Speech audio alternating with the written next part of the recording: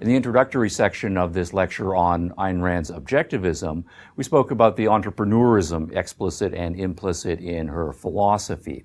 I next want to turn more formally to an aesthetic point about Rand's Romanticism, a political point about her advocacy of liberalism, and an ethical point about her advocacy of egoism. All of these feed into explicitly her advocacy of a certain approach to education, and they also, I think, are a nice bridge between education and the more fundamental branches of philosophy, that is to say, her views in metaphysics and epistemology, and her understanding of human nature that support these themes, and then ultimately her entrepreneurial approach to life and education.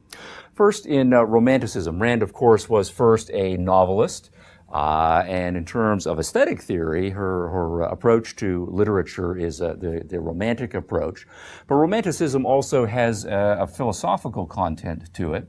And there are two themes in Rand's approach that are important here. One is the concept that she calls man worship. And that is the idea that human beings really have awesome potential, right? Each and every one of us, that is to say, if we are born with normal human capacities. And that the fundamental thing is respect and admiration for the potential that every human being has. Now, certainly when we are children and younger people, we have role models and we have heroes that we look up to. Hopefully those are our parents, hopefully those are our teachers. And certainly as we start to get a little bit older, we start to be struck by the awesome things that human beings at their best can accomplish.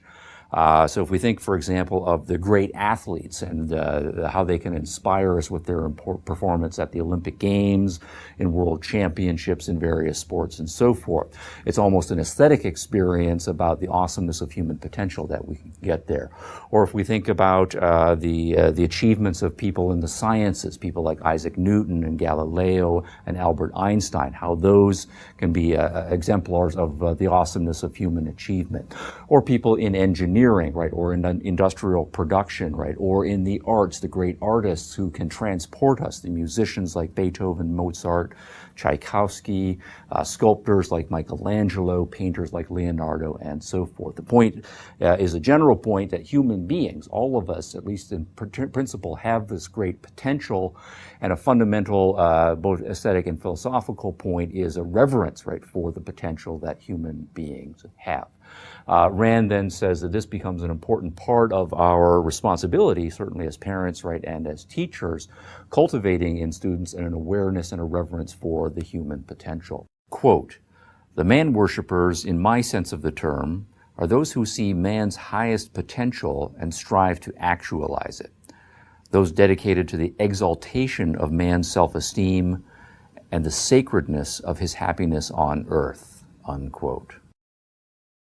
Now, the other important concept here is what Rand calls the Benevolent Universe premise. And this is a slightly metaphorical, right, formulation. The idea here is that the universe, right, or the world or reality is open, right, to human achievement. Not necessarily say that the universe is explicitly on our side, right? The universe doesn't take sides. It's indifferent, right, in that sense. But that there's a fit between human capacity and reality. That the universe is open to human beings if they conceptualize their understanding of the world correctly, if they formulate their values well, if they work hard, that they can achieve, right, awesome things in the world, right? The world is open to it in that sense. The contrast concept would be the malevolent universe. And sometimes we can just say there's a difference between people who are optimists and people who are pessimists. But here we're talking about the universe, right, what's out there. And there are some people, of course, who internalize both intellectually and or emotionally the idea that the world is against them, right, that the world is hostile to human intent, to human value seeking and so forth, that no matter what people do, the universe has things stacked against them in some sneaky way or explicit way. Their plans will be foiled, and that, of course, is profoundly demoralizing.